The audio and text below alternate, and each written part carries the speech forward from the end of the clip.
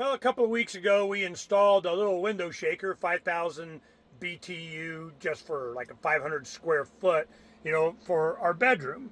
Well, the bedroom is, we have, escape hatch, and, the bed, we got all the linens off and everything. We're going to be doing laundry today. And this is our view. We wake up every morning, and it's very nice. But we're able to keep it down in the 60s if we want to. We probably have it about 75 to 77 degrees so we don't get frozen out. And that's even when it's 110 out during the day. In the evening we get to have, it's pretty nice. And we have a washer and dryer, so that sucks up a lot of the water, is doing washing and so on. Now this is our MCI 1980 bus that's customized. We have our studio in here, and a lot of things out, in television. We got a couch area. It's pretty nice. Now this is our weather station. Yeah, see, it's 106. Woo-hoo.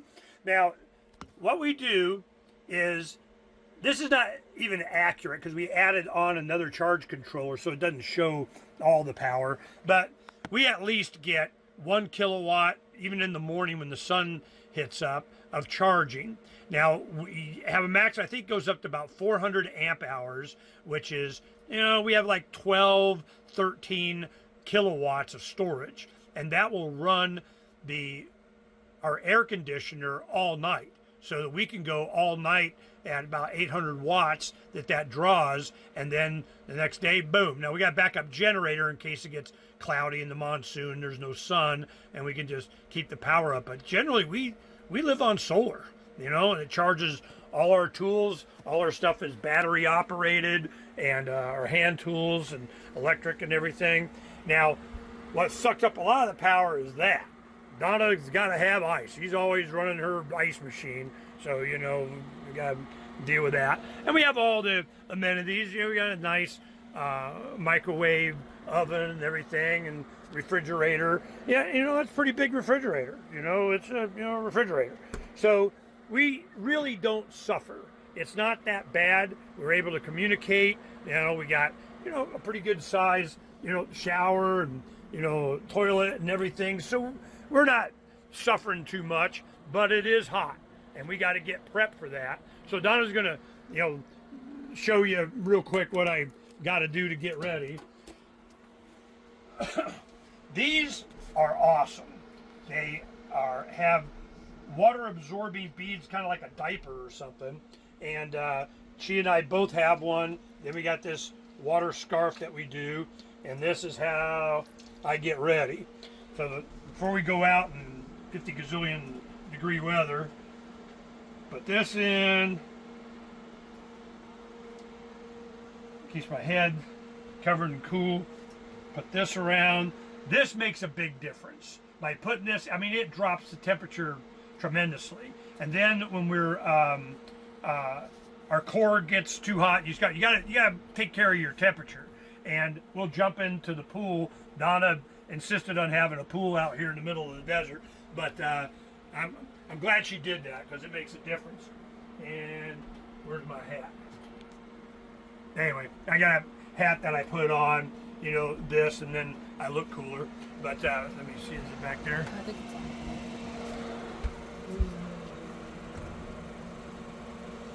They have a couple of different hats, my uniform. Well, today we are going to go out and show you some of there's so many different projects that we're doing. You see, well, where's the house?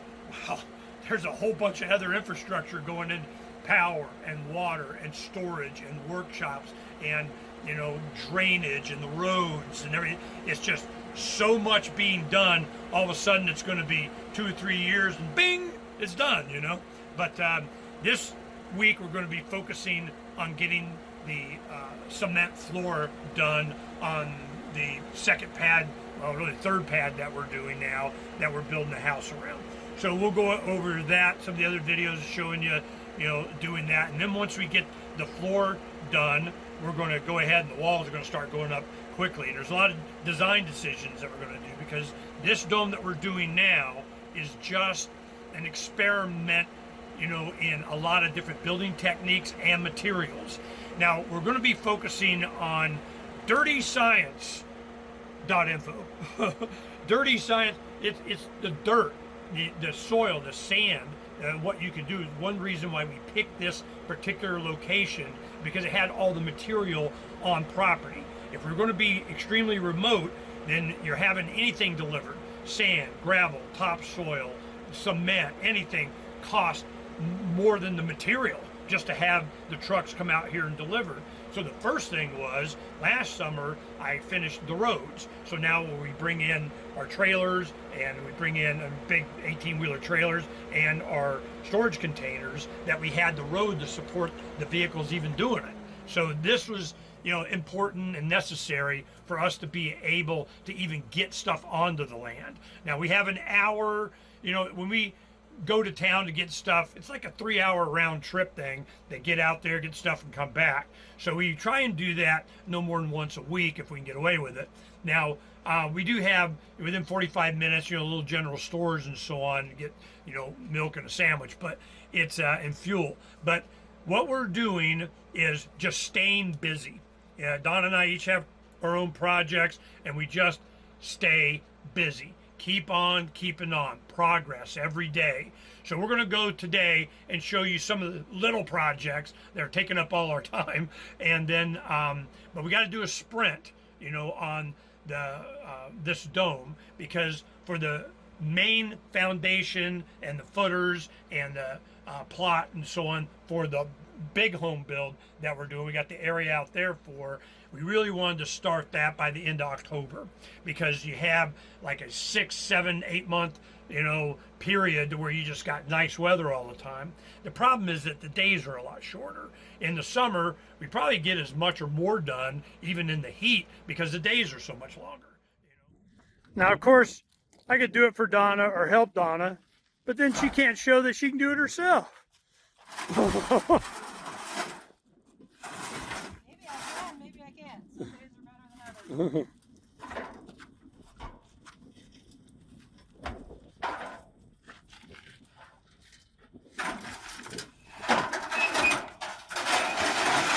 Boom! Then you gotta stand it up. So this line here is what connects into the farm that we pay $500 a year, and you can get as much water as you want. And it takes Donna about, I don't know, how long does it take you to go get it and come back? It takes me about an hour and 15 minutes round trip, about 2 minutes to fill it up. 2 minutes? It takes 2 minutes. I timed it, yeah, 2 minutes. Boom, man, that thing goes fast. So it's a farm, they grow alfalfa or hay, whatever, nearby. And yeah, we found out about him from a neighbor. The guy out here said, yeah, you know, you pay him, he'll let you get as much as you want. I'm going, cool.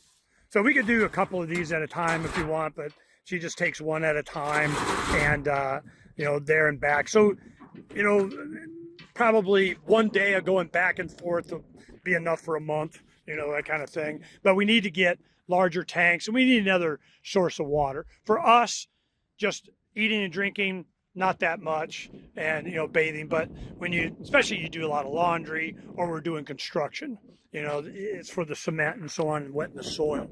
So that's how we're doing the water. It's nicer to have it on property, of course, and we could have done that, but I'm really wanting to green the desert, and you just cannot pump enough water to meet the monsoon saving it, because when it monsoons, and it has a lot of water. And if you can retain it, and the way the topography is on this land and how I got the roads and the washes done, I catch almost all of it that falls on the property. So that's what I'm working on.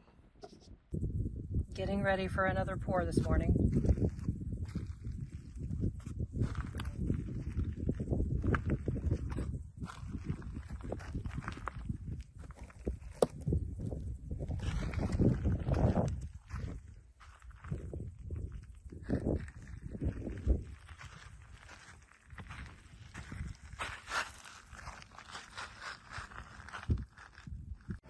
So we're getting ready for another pour. So Ernie is cleaning up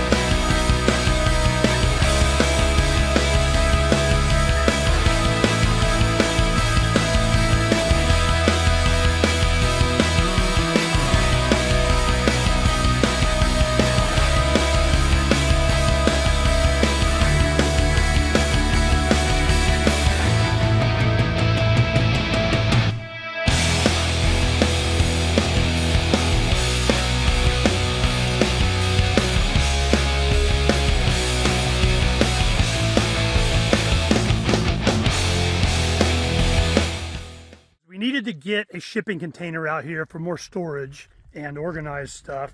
And this is probably where I wanted it put.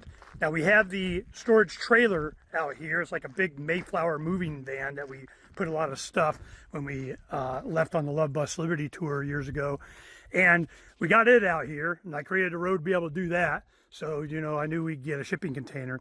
The problem is that this is one of the flood areas. This is the far northwest corner of the property, and where I just put, you know, a lot of lay down stuff and supplies and crap and put it back here.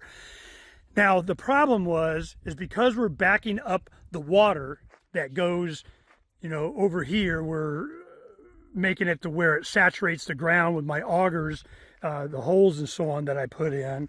This is going to be flooded, and what I wanted to do is not have it flood the shipping container.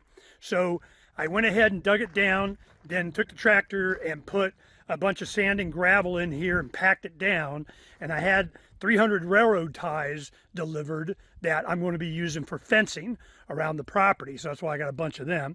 So I took some of those and created a platform here to put the shipping container on, then built it up over there and do the same thing.